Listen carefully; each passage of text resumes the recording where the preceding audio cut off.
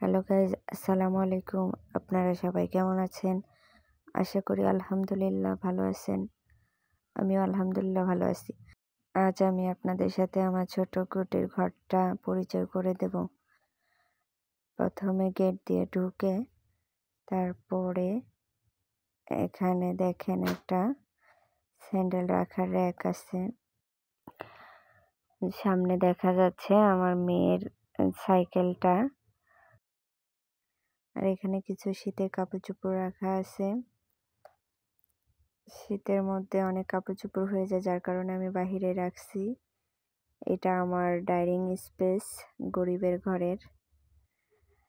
আর dining স্পেসের সাথেই দেখেন একটা খাবারের ঝুড়ি আছে। র্যাকের পাশে বই রাখার একটা সেলফ র্যাক আছে। তার পাশে বাহিরে যাওয়ার জন্য একটা গেট, এরপরে একটা বেসিন, গ্যাসের চুলা রাখার জায়গা, রাইস কুকার।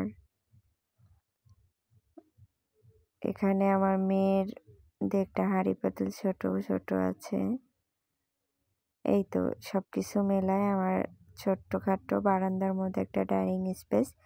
আমি এখন আপনাদের আমার একটা বেডরুম দেখাবো। বেডরুমে ঢুকেই আপনার হাতে ডানে একটা ছোট ঝাড়ফ্যান আছে। আর এখানে কিছু সোফা আছে। আর এখানে দেখেন আমার মেয়ে ওর হাতে ড্রয়িং করা। ও ড্রয়িং করতে খুব ভালোবাসে। কোনো একদিন সময় হলে আপনাদের সাথে শেয়ার করব। এখানে আমার একটা সেলাই মেশিন আছে। আর এখানে আমার অনেক শখের একটা আলমারি। এটা আমাদের একটা গেস্ট রুম বলতে পারেন। এখানে আমাদের কেউ থাকে না, গেস্ট রুম বলা যায় আর কি। পুরা রুমটা দেখালাম। আর রুমের একটা ভিউ দেখাবো এখন। রুমের ভিউটা কেমন হয়েছে অবশ্যই বলবেন। আসলে কি জানেন, মানুষ বলে গাছতলাতেই সুখ, কথাটা কিন্তু আসলে সত্য। যদি সুখ থাকে তো কুঁড়ো ঘরে অনেক ভালো থাকা যায়। আমি আমার এই কুঁড়ো ঘরটাতে অনেক শান্তিতে থাকি, ভালো থাকি। দোয়া করবেন আপনারা সারা জীবন যেন এইভাবে থাকতে পারি। এখন আমি আপনাদের সাথে আমার একটা বেডরুম শেয়ার করব, যে রুমে আমরা থাকি। এখানে আপনার ঢুকে একটা ফ্রিজ আছে। ফ্রিজের পাশে একটা আমার মেয়ের জন্য পড়ার টেবিল। দেখেন আমার মেয়েটা পড়ার টেবিলটাকে ক্লে দিয়ে ডেকোরেশন করছে। ও ক্লে দিয়ে কিছু তৈরি করতে খুব পছন্দ করে। ওগুলা দিয়ে ও ডেকোরেশন করছে, ছোট মানুষ যতটুকু পারছে করছে। এটা ওর পড়ার টেবিল।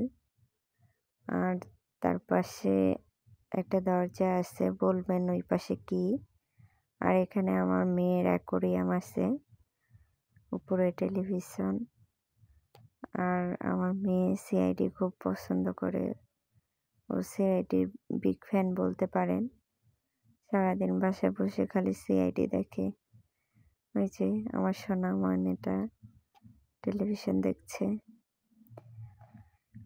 এখানে আছে একটা ড্রেসিং, আর এই পাশে একটা সুকেস। এই আমার ছোট্ট কুঁড়ো ঘরের ভিউ এবং সবকিছু আপনাদের সাথে শেয়ার করলাম। কেমন লাগছে অবশ্যই জানাবেন। বাড়ির বাহিরের সাইডের ভিডিও দেখতে চান তাহলে অবশ্যই কমেন্টে জানাবেন। সুস্থ থাকবেন, ভালো থাকবেন এই কামনা করে আজকের ব্লগটি এখানে শেষ করলাম। আসসালামু আলাইকুম।